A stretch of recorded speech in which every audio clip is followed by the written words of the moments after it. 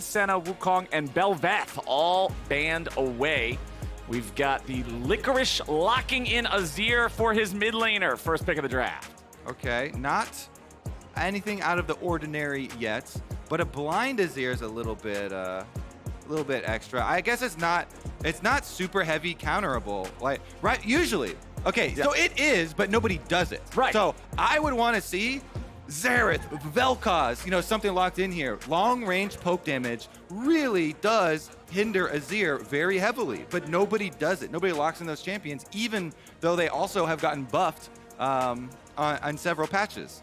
So I don't know, it's Kobe. Probably going to be another one of the more normal, quote-unquote. Best I can do is Corki or Control Viktor. mages. Yeah, exactly. Thank you.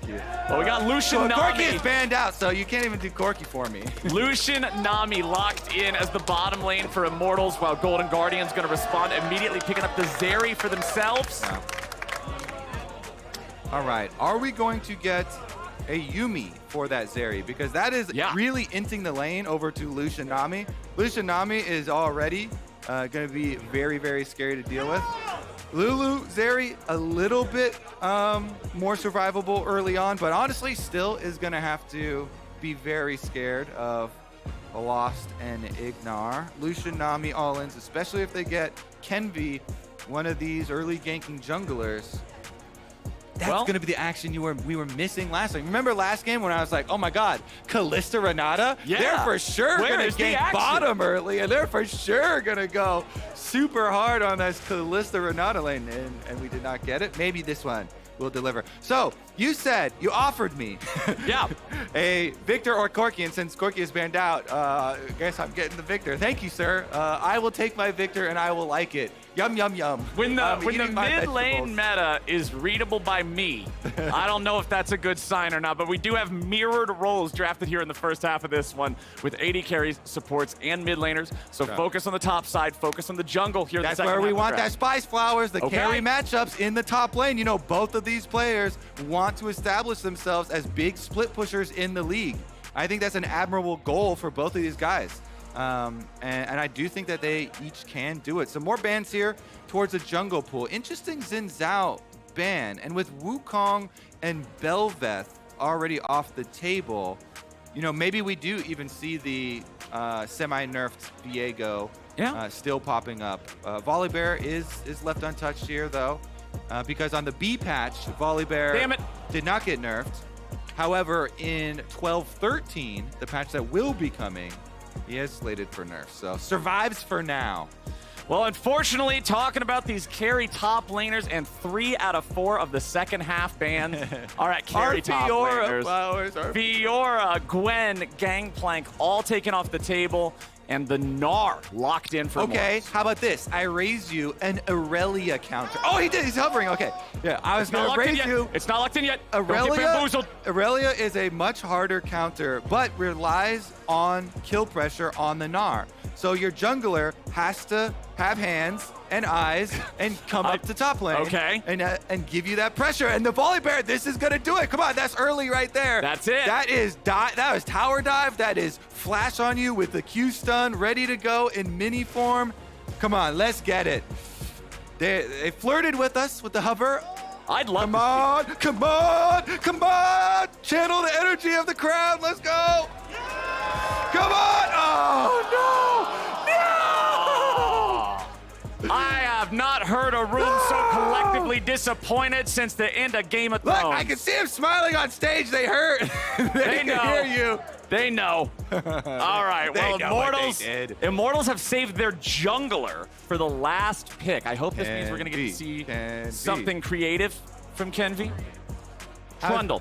So that is unironically super good pick, though, into the last 2 picks here from Golden Guardians with the Volibear, Sejuani. They're really good stats to steal for Trundle. This is a champion that definitely benefited quite heavily from the durability patch because Trundle got more durable and can steal more durable stats from his opponents with the ultimate. He gets more to steal. He gets more directly. He's just getting more. Pays to be king. And the way that it works with that Sejuani passive, that glacial armor, it's so powerful if you can get the subjugate at the right time in those big fights.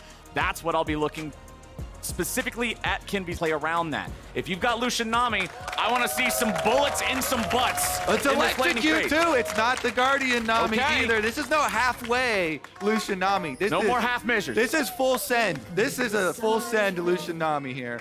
Unfortunately, it is a Trundle trying to help gank for them, so we'll see about the effectiveness there. Trundle Pillar is not very effective against Zeri because she can jump right through it. Still slows her on the other side. Yeah, you get a little bit of value out of it, but just not as much as you'd like.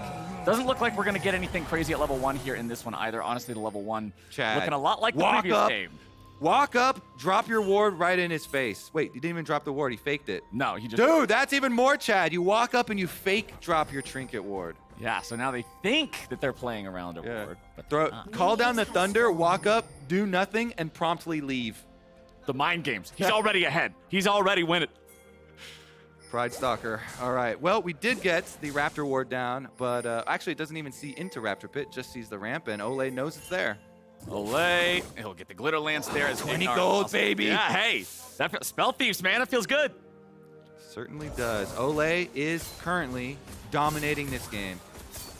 Olleh off to the races here at the very start. Revenge, you can see he tries to harass him a little bit there at the blue buff start for Pridestalker. Yeah, get that little boomerang out of here. Well, Licorice will be able to just walk himself back up the top. Worth pointing out for anybody who has missed how top Sejuani works, not normally a champion that likes to take flash. Usually these top lane Sejuanis are often taking the TP Ignite combo instead, but that does mean that it could set up better opportunities for a gank for Kenvi if he finds a way up here. But both junglers starting on the top side of their own jungles means they will be pathing towards that bottom side here first. Yeah, I mean, we were super excited for the hovers and for the possibility of an Aurelia, commitment to an all-in counter to the Gnar on top side and going for those kills in mini form. Yeah. It's still doable, though, with Sejuani.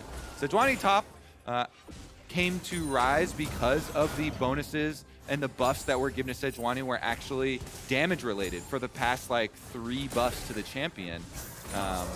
And so there definitely will be a possibility there, especially once Volibear can get up to the top side on a mini timing.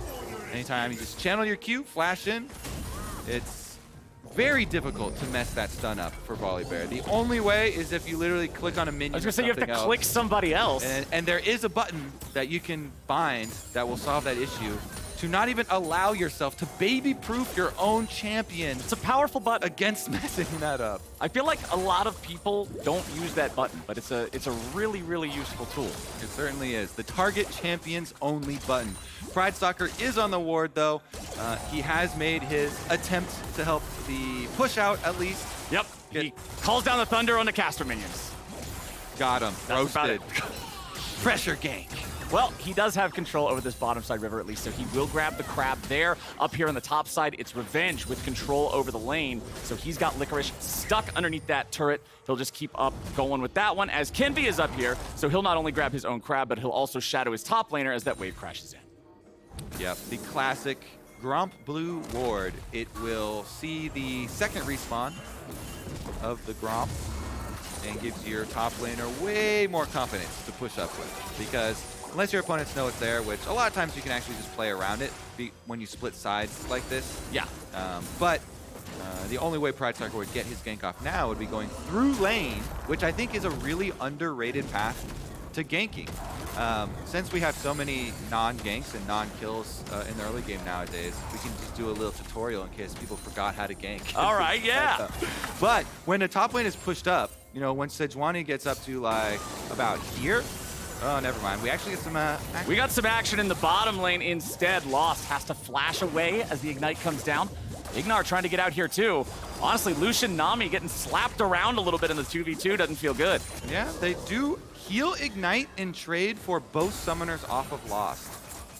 So still is going to be the combat advantage of the Ignite for Immortals, but Lucian going to be very vulnerable down on the bottom side. And that's what I want to say. Bring Volibear back down here. Try to find some other opportunity. Try to take advantage of this no cleanse, no flash. Get Pridestalker involved. Use that target champions only button. Let's Q go. and charge and flash on him. There ain't a target wolves only button. There ain't a target minions only button. I just need the button that targets champions only. So they've been wondering and looking for solutions to increase incentives for killing early. What if we just have our own button and we can turn it on, and then no champions can target minions anymore, and you can only target champions. If the game timer hits 10 minutes without first blood, you are no longer allowed to damage anything that's not a champion. Exactly, you're forced to kill champions. You can only watch the minions as they fight their own war. I'll sign that petition. Right. I'm down for it. Yeah, give us the power. Big red button up here for us to smash.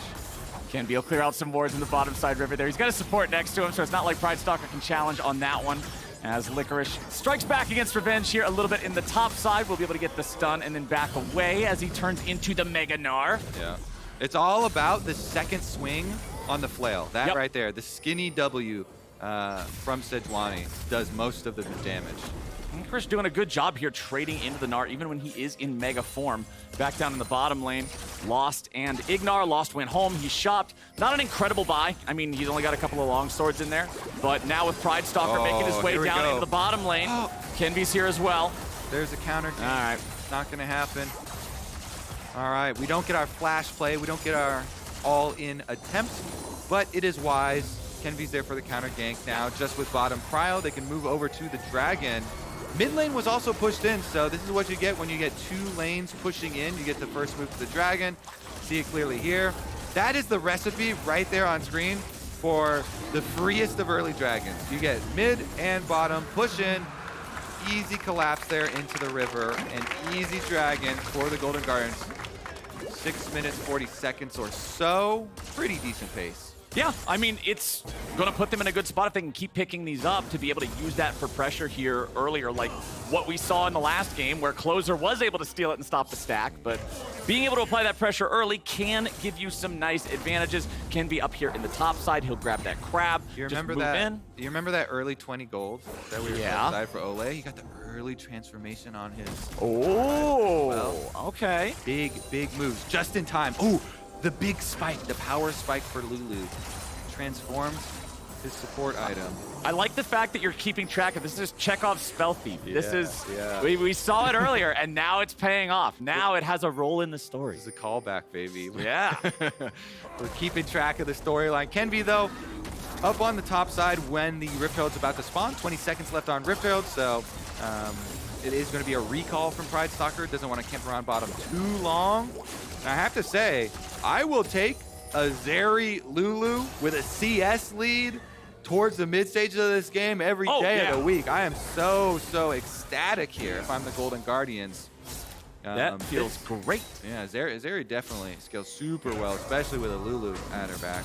And let's go ahead and take a look at the total gold here in the game. FTX total gold on the left side of your screen. It is AblazeOlive leading the way with Stixxay and PowerOfEvil right behind him. And PowerOfEvil's been somebody who's been under a lot of criticisms with Immortals' poor performance in summer so far, not being able to have the impact that you would expect from a player like him. I hope that he's able to fix some of the issues that he's had so far in these first couple of weeks, because I agree, his performances thus far have not been great. We got a swap-a-roni here for the Rift Herald flowers. I think because Sejuani, Licorice there, still no timer left on his leashed teleport. Yep. They are opting to not fight this, and it is going to be a bunch of money going over to Immortals as they commit everybody to this Rift Herald to pick up. It's actually way too high of a cost to pay, though. Hold on, this bottom tower, Sejuani. Okay. Sejuani usually, you're not too scared about how many turret plates Sejuani can take, but Licorice is getting paid and denying so many minions. That is actually not even worth a full 5-member commitment up to that Rift Herald for Immortals. Golden Guardians get more out of the trade by actually just keeping Licorice on bottom, denying so many minions into the tower here from Revenge. Licorice with the experience lead. He's level 8 lead over Revenge, as well as a bunch of turret plates and money. And I like that call from Golden Guardians, saying, okay, yeah, you're going to index this heavily into Rift Herald. We're just going to not worry about it. You can have that. Unless Immortals gets a full turret with 5 plates out of the Herald charge, they're behind, as you already said. Yeah, and now top lane looking pretty juicy here. Pridestalker does have ulti, does have flash. We got a double roam. Azir's heading up. 4-person attempt at pushing Lost and Ignar back is successful. They get at least the turret plate here for Stixxay. And the Zeri is just racking up more and more power. Licorice getting chased down by Revenge there, but obviously not worried about it too much here as the Sejuani. 2,000 gold lead for Golden Guardians, man.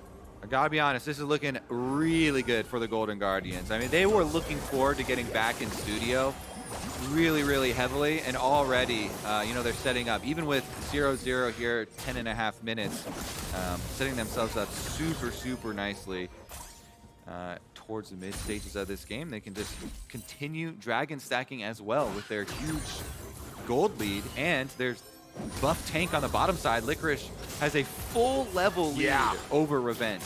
There's a massive difference down there, and the guaranteed engage that you get with Sejuani is so good for especially the earlier dragon fights here, because while the ult is single target for the stun, does create a nice slow zone for the rest of your team as well. And that's what Zeri and Azir want. They just want big zones, slow people down so they can fire off all that auto attack damage.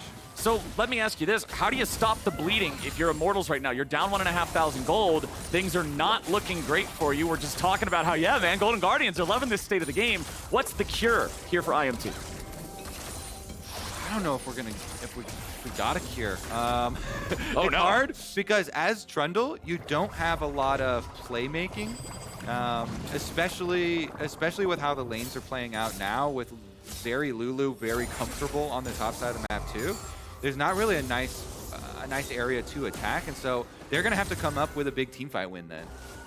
They're not really gonna be able to get any individual advantages before the team fight breaks out, and so they're gonna actually have to just play it better. Maybe PoE can pump out some damage on Viktor if he can get catch up and get his Viktor to his mythic before the team fight, so he can try and catch up to AblazeOlive, who already completed his Liandry's. Then he could be the key. There's something too I want to talk about with this Viktor skin. Okay, because to me, I really dislike this Viktor skin with the gray chroma. It makes it very hard to notice the Chaos Storm. Much more difficult than other skins for Viktor. So I feel like it really hides more of Viktor's spells than any of the others. Golden Guardians walking up here trying to fight in what could be a 3v3, but Immortals ward him away. Shelly gets off the charge, takes out 2 plates, but nothing more. PowerOfEvil coming into the fight first. Pridestalker with the ulti to disengage. Stixxay popping an ult of his own. Goes back in for a bit of damage, but nobody wants to fully commit to this. There's a little gray Chaos Storm down there. I've seen people walk back into it. Pro players walk back into it when the Viktor is playing this skin with this chroma. It is a little tricky. That's my little man. I don't like it. It's a little sussy. I'm with you. I'm saying it's a little sussy. That's that chroma. We all have skins that we just like, nah, that's not it. My problem, the one that I have that problem with is the Dragon Lee Sin. Okay. He's Ezreal. He runs like Ezreal. His Q looks like Ezreal. The dude is Ezreal. Yeah, we have different issues with them, but yeah, I was agree. That one's like overly flashy. This one. This one is too subtle. Exactly. It's not flashy I see you, enough. Viktor players. I see what you're trying to do. Golden Guardian's going to be able to continue stacking their dragons, though. And this is the sad story of Immortals, this split, Flowers. It has been a haunting start here for this team. Getting in a really big deficit this early on for the Golden Guardians. Looks like it's going to be hard for them to pull back out. We did get PoE to that breakpoint that we were looking for, though. He got at least his Liandry's. He caught up on his recall. He did get 1 turret plate off, slowly chunking down AblazeOlive now with the lasers. And so Immortals, they're really hanging their hats on hoping for a big team fight for them to be able to just play it better than Golden Guardians. I have to say, though, the longer the game goes like this and Golden Guardians just keep increasing their leads with Licorice, this Sejuani, the richest player in the game, off of the Rift Herald swap. This is so much because of the Rift Herald swap, by the way. All that turret plate money on that he earned himself, the entire turret taken, and the first turret bonus as well. That is a very, very rich Poro rider. And Immortals used that Herald top. They got the 2 plates from the charge, and that's it. Like, that Herald did not turn into a big swing. It didn't turn into a lot of momentum. That Herald was a big Golden Guardians play is what it was. Yeah, that was a big moment for Golden Guardians, being able to get to the point where they're at right now, is just making the right call, leaving Licorice down there, allowing him to build up that lead. He's got his tier 2/3 of the way stacked as well, so that'll be another big power spike once that item is fully completed in the Fimbulwinter. This is scary stuff. Scary, scary stuff for Immortals. I do like the fact, yes, PowerOfEvil, we're not seeing any weird build this game so far, at least. Like, he's got Liandry's, he's got damage. That's one of the things that people have been critical of, too, is just like, Riftmaker Orianna, stuff like that. So I'm glad that they've got the firepower here, but they do have to scale up. Like you're saying, they do have to find one of those big fights. They're going after the second Rift Herald, and Golden Guardians are ready to challenge for this one. Pridestalker goes in, the stun comes down.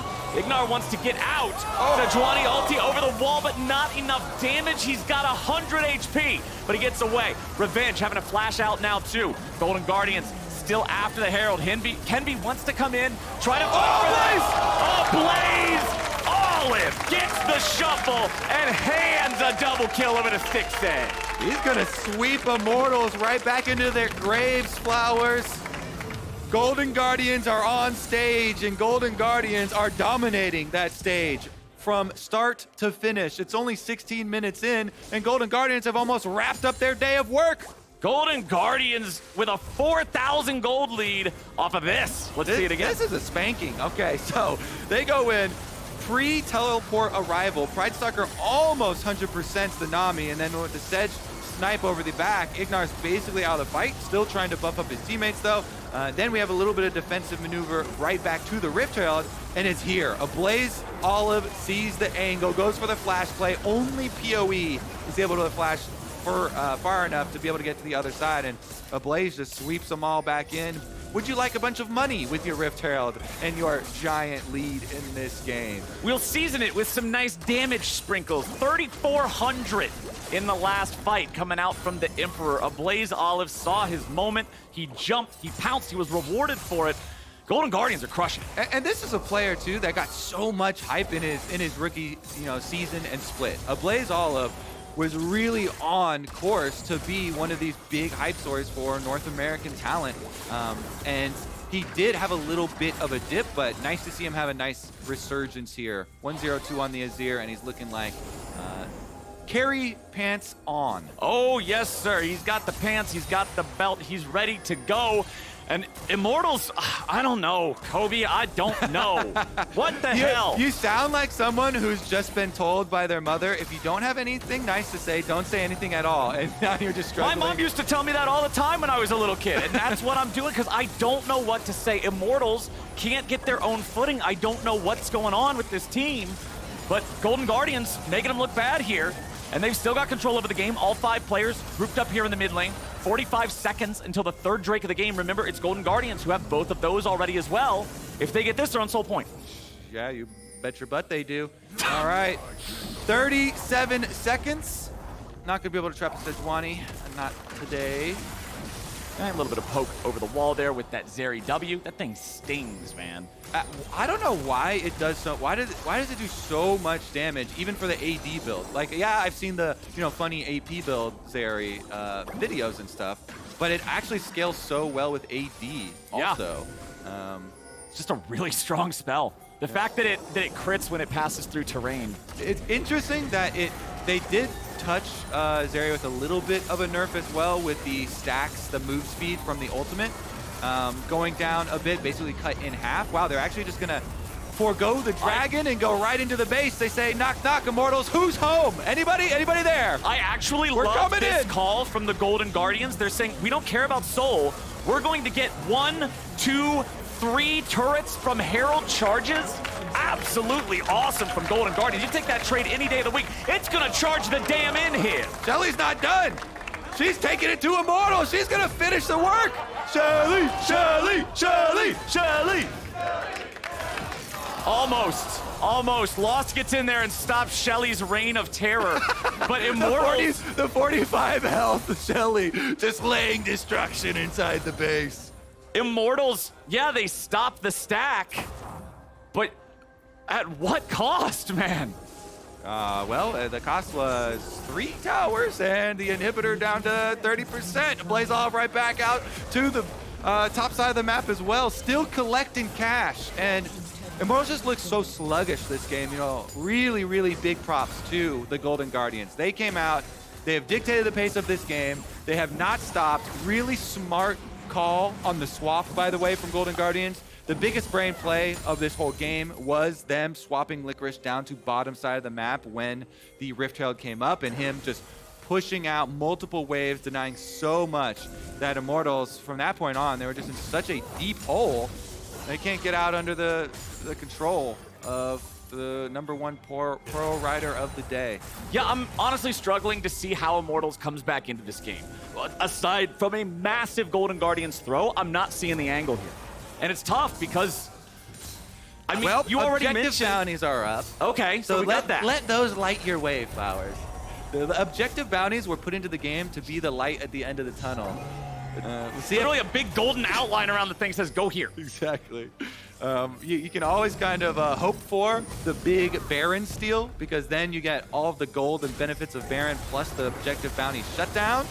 Well, Pridestalker takes a little bit of damage here, but gotta be careful. Okay, he ults back, but the ult didn't work so well. Had to flash, too.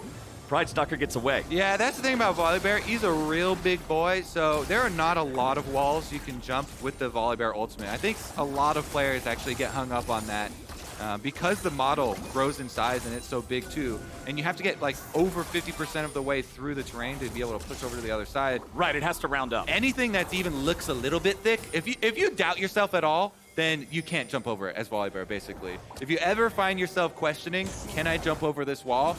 The answer is probably no. If the wall is thick, you're gonna stick. There we go. It's not a good time if Volibear is trying to level up his acrobatics.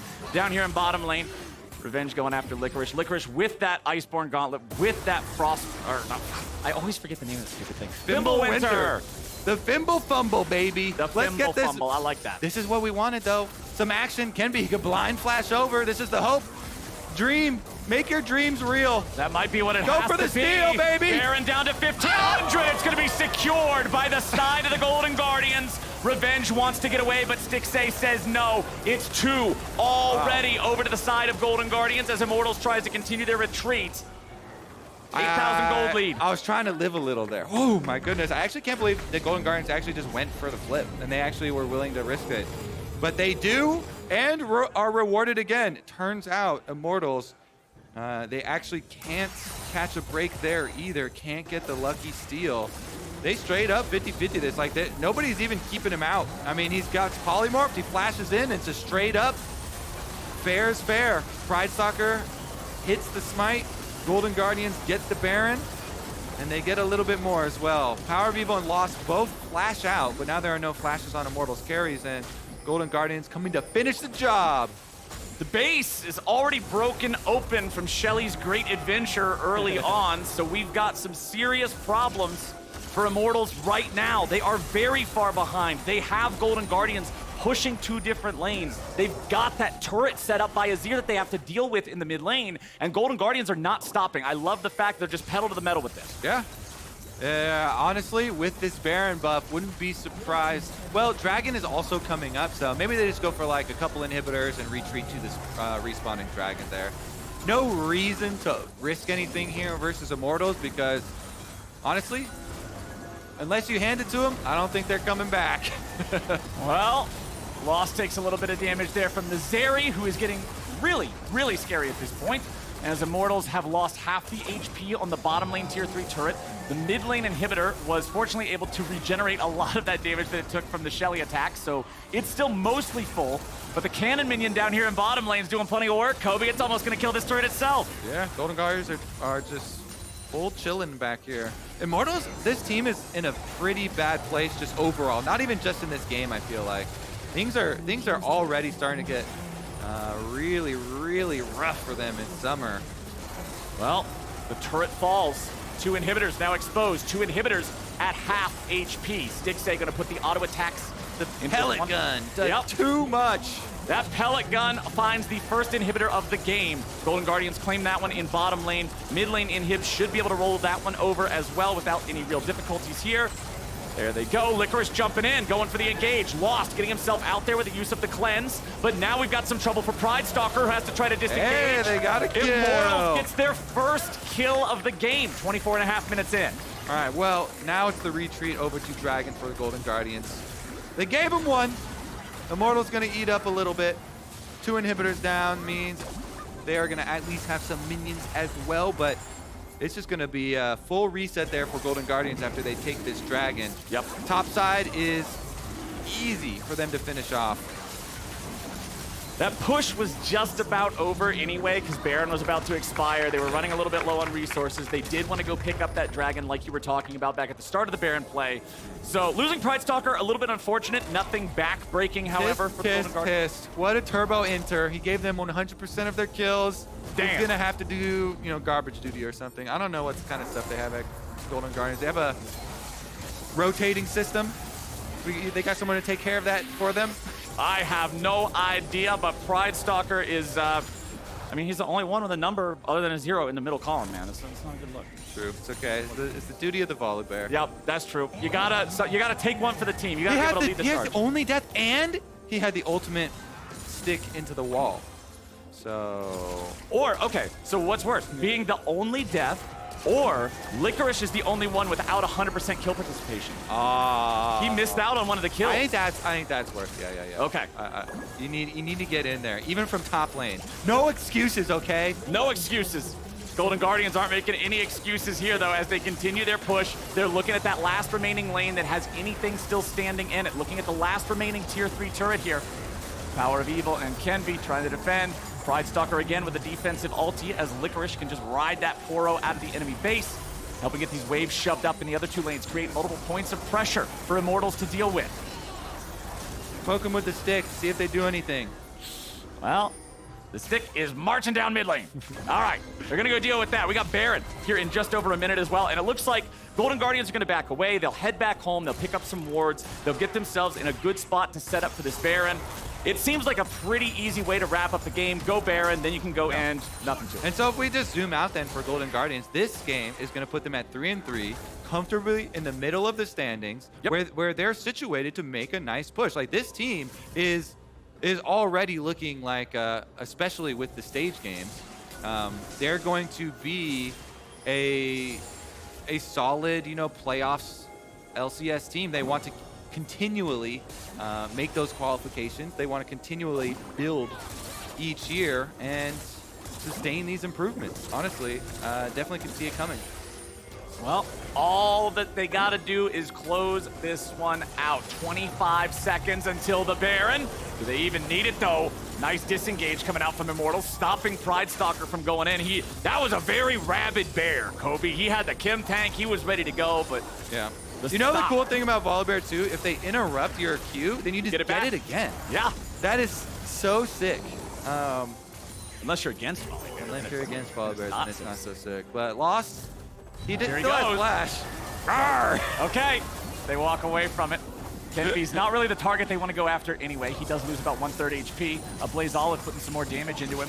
Baron spawning up now. Golden Guardians are going for it. Immortals, no. But can Immortals really even do anything about it to begin with? AblazeOlive can immediately just walk away there from Kenvi. Continue to put the damage into the Immortals jungler. They won't let him through. Hold the line! AblazeOlive and Licorice, the gatekeepers. 2v5 holding him off. Culling already coming out from Lost. Kenvi wants to approach the pit. He's just going to get stunned off. He's immediately killed. They don't even stay on the Baron. They're turning around looking for kills instead. AblazeOlive. Okay, the soldiers didn't exactly do what they were looking for there, but hey, they still managed to get the flash out of revenge. Immortals heads back home. 1 man fewer, and Golden Guardians go right back into the Baron game. Yes, sir. That's going to be the Baron, and marching towards the end of this game, Immortals. What can they even do? They got to start reviewing what can they do later in the season. Because after the game last week also, that was another one of the most rough LCS games that we have had in a very long time from any team. They're just the constant punching bag nowadays. It's tough. It's really, really rough for Immortals because, I mean, I don't know. When everything seems like it's going wrong, where do you even start with fixing it? I think you just got to start doing anything. Okay. Just take some action, because how are you going to find data on what works and what doesn't if you don't take an action? That's fair. Kenvi gonna get caught here a little bit in mid lane. Pridestalker chasing after him. Stixxay fires a laser through the wall. Sejuani ulti not gonna hit the target, but it does do a good job zoning him away. Revenge dies in mini Gnar form. Pridestalker keeps the chase alive, now flashing out to keep himself safe. Golden Guardians with a 5v4 for the next 40 seconds. shoving down mid lane. Pridestalker's just going back. He's All like, right, there's here's not the a bet. whole lot he can do. Does Pridestalker get back to the next? Oh, I was gonna say, does he get back to the Nexus by the time that they blow it up? Well, it looks like They're probably not pushing yes. hard enough. Oh. They're gonna go get Hex Soul. That's on the map. All right, all right. We can give them some more fantasy points, rack up those neutral objectives. Exactly. Pad the stats a little bit. Exactly. Golden Guardians here on stage, and they just want to savor every moment of it. Soul picked up. Now there's no possible comeback for Immortals. Golden Guardians are just, it's all over except the part where they get 50 gold for the Nexus. This one is looking done. Immortals never really looking like they had much of a shot in it. It was that big play from AblazeOlive, the shuffle, that really blew things up, and ever since then, it's just been Golden Guardians going to town. It's really scary, too, because their last game of last week was also this ineffective. Yeah, this is now not just an aberration. 2 points, we've created a line. This is a very, very worrying trend for Immortals. Something's got to change, but it ain't going to change before this game ends. Golden Guardians looking to finish what they've started here. Stixxay losing half of his health, though. Chaos Storm. They get that out of the Viktor. There's still 45 seconds left on this Baron. They want to try to use this, make sure they can mow down this last remaining tier 3 turret. They've got the next wave about to crash into it. They can see the boulder about to crush them. Yep. Immortals are just staring at it. Here it comes. It's about to roll forwards. It's slowly rolling. Ow, ow, ow. There we go. Licorice, the man who decides it's time to go on in. AblazeOlive throws out the wall, and that one's going to be very, very effective. A double kill back over to the mid laner. And the boulder wins. A clean ace. And Golden Guardians will absolutely slam Immortals and take this game.